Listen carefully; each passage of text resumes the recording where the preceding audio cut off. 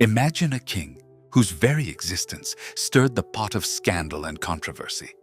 A ruler whose personal life was shrouded in mystery, whose reign was marked by secrecy, intrigue, and whispers about the most private part of his anatomy. This wasn't just any king.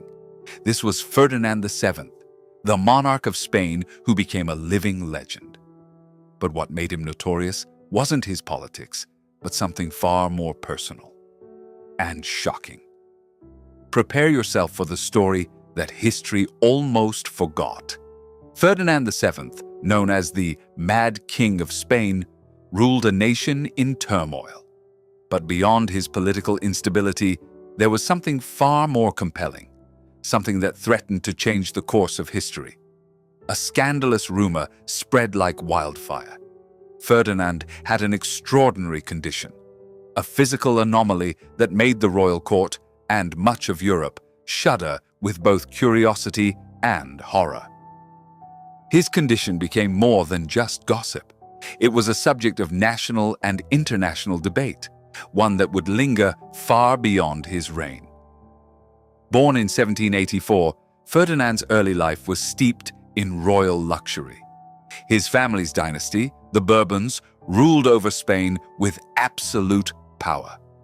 Ferdinand's early years were marked by both privilege and signs of instability.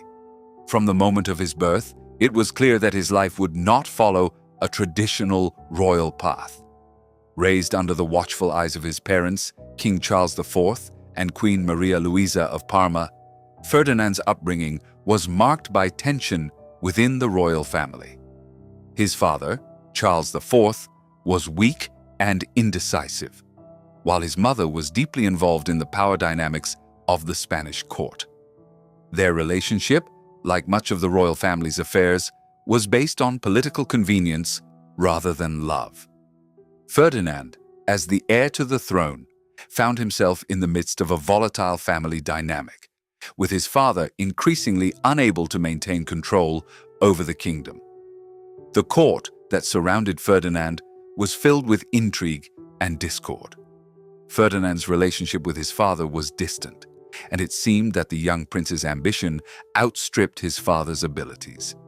He grew up amid court politics and royal conflicts, which would shape his character and set the stage for the personal and political turmoil that would follow. As a child, Ferdinand was often described as temperamental and difficult, displaying odd behaviors and signs of emotional instability. These early signs of a restless personality were often attributed to the pressures of his royal upbringing. But what truly set him apart from other royals was something far more troubling. Whispers spread through the court about Ferdinand's unusual physical development. As he grew into adolescence, rumors began to circulate about his sexual development. Was it the product of royal inbreeding, a common practice among European monarchies, or was there something more sinister at play? In a time when royal bloodlines were carefully guarded, any deviation from the expected norms was cause for suspicion. These rumors about Ferdinand's body, his health, and his very masculinity would follow him throughout his life and become a defining feature of his reign. The royal court, where discretion was supposed to be paramount, became a stage for whispers and accusations. These whispers soon escaped the walls of the palace and began to spread throughout Europe, furthering the scandal. At a time when the stability of royal families was everything, the rumors surrounding Ferdinand's body threatened to undermine not just his personal reputation, but the very monarchy he was meant to uphold. Ferdinand's journey to the throne was anything but typical. It began with a sudden and dramatic shift in the political landscape of Spain. Spain was a kingdom caught between the rise of Napoleon Bonaparte and the decline of its once powerful royal family. Ferdinand's father, Charles IV, was weak and indecisive, which led to a breakdown in the power structures that had supported the Bourbon dynasty for centuries. Charles IV's reign had been characterized by inefficiency and royal mismanagement, leaving Spain vulnerable to foreign influence. By the time Ferdinand came of age, Spain was embroiled in the Napoleonic Wars, and its political landscape was rapidly shifting. Ferdinand's ascension to the throne came under the most dramatic and tumultuous of circumstances. In 1808, Spain was at war with France, and Napoleon, eager to expand his empire, manipulated the situation to his advantage. Ferdinand's own father, Charles IV, was forced to abdicate under pressure from Napoleon and his advisors. Ferdinand, eager to take the throne, was thrust into a position of power, but not in the way he had imagined. Rather than inheriting the throne in a peaceful succession, Ferdinand's reign began with scandal and betrayal. The monarchy was now an institution in crisis, and Ferdinand's arrival on the throne was marked by turbulence. The royal court, which had once symbolized stability, was now a place of political intrigue and personal conflict. Ferdinand's political rise, intertwined with his personal issues, set the stage for a reign that would be remembered more for scandal than for power. Napoleon, who was eager to assert his control over Spain, quickly moved to replace Ferdinand. With an iron fist, Napoleon forced Ferdinand to abdicate and placed his own brother, Joseph Bonaparte, on the Spanish throne. This act of betrayal would haunt Ferdinand for the rest of his life. To be removed from the throne by a foreign power was a humiliation that cut deep. It wasn't just a political defeat, it was a personal one. Ferdinand's failure to retain power exposed a vulnerability in him that would resonate throughout his reign.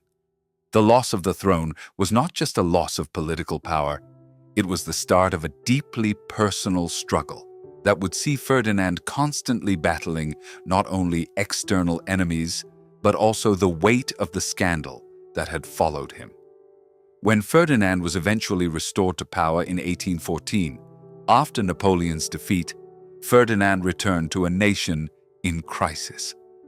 Spain was in disarray, and the monarchy had lost much of its legitimacy. Ferdinand's return to power was seen by some as a symbol of hope, but it was also a time of immense personal crisis. The king had been absent from the country for years, and his return was marred by the scandal of his abdication. His return was supposed to restore stability, but instead, it highlighted his failings. Ferdinand's personal life, which had long been a subject of gossip, became increasingly public. His first marriage to Maria Antonia of Naples, meant to strengthen his political position, soon became the focal point of public attention.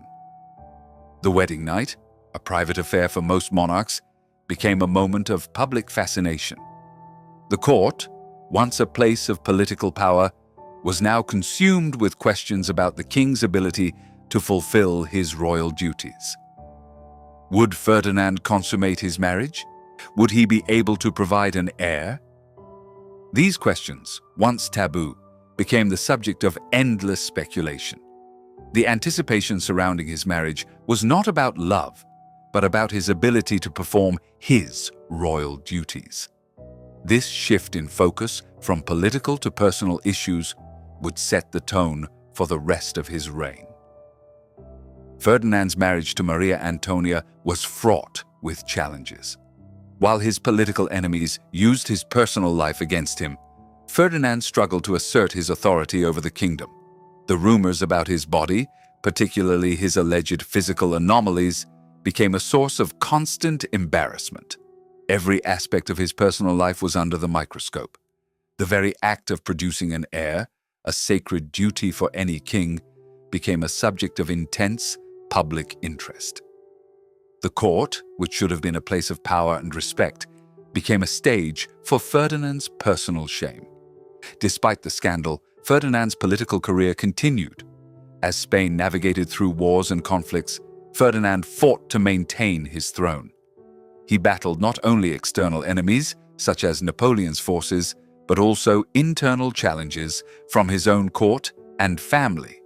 The Spanish monarchy was unstable, and Ferdinand's personal life was becoming increasingly difficult to separate from his political struggles. His inability to fulfill his role as husband and father was a constant source of controversy. At a time when royal marriages were seen as key to preserving power, Ferdinand's personal failings became emblematic of the monarchy's struggles.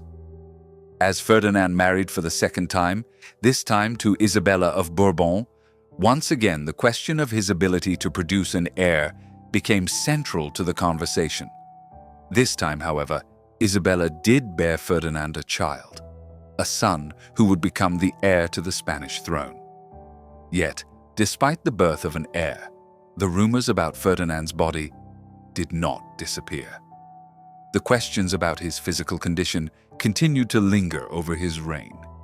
The whispers surrounding his personal life were a constant reminder of his failure to live up to the expectations placed upon him. Even after his death in 1833, Ferdinand's extraordinary condition remained the subject of public fascination. Historians and royal experts debated the nature of his ailment, with some speculating that it was a medical condition, while others argued that it was the result of exaggerated gossip. No matter the truth, Ferdinand's body became as famous as his reign. It became a symbol of both royal failure and the deep divisions within the Spanish monarchy. The scandal that had started with whispers in the royal court had now become a story told across Europe. Ferdinand's body, once a private matter, had become a spectacle for all to see.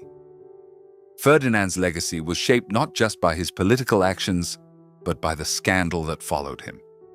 His body became the focal point of a kingdom's frustrations. Was Ferdinand simply a victim of royal gossip, or was there something deeper at play? Could his physical condition have had a lasting impact on the course of Spain's history? Historians have long speculated about the cause of his affliction, with some suggesting it was a rare medical condition, while others believe it was the result of royal inbreeding or other factors. Despite these scandals, Ferdinand's reign was not without political achievements. He successfully resisted Napoleon's occupation of Spain, and his alliances helped to shape Spain's future. But the personal gossip about his body was never far from the public eye. For Ferdinand, the scandal surrounding his private life was inextricably linked to his political fate. It is this combination of scandal and power, of personal failings and public responsibilities, that makes Ferdinand VII one of the most fascinating and controversial kings in European history. As Ferdinand's health deteriorated in his later years, so did his public image. The whispers about his body only grew louder, and his political position weakened. The pressures of his rule, coupled with his personal struggles, took a toll on the king. His reputation as a mad, weak king, plagued by scandal, became a defining feature of his legacy. Even after his death, the rumors continued to haunt the Spanish monarchy. Ferdinand VII died in 1833, leaving behind a legacy that was shaped by scandal, mystery, and intrigue. His death marked the end of an era for Spain, but the rumors surrounding his body persisted long after his passing. It was as though his physical condition was inseparable from his political legacy, a shadow that would never disappear. Was Ferdinand VII simply the victim of royal gossip, or was there something darker at play? Ferdinand VII's story is one of mystery, controversy, and shocking revelations. But beneath the scandalous rumors, there lies a deeper truth about a king's struggle to maintain control over his life, his legacy, and even his body. What do you think? Was Ferdinand VII simply the victim of royal gossip, or was there something darker at play?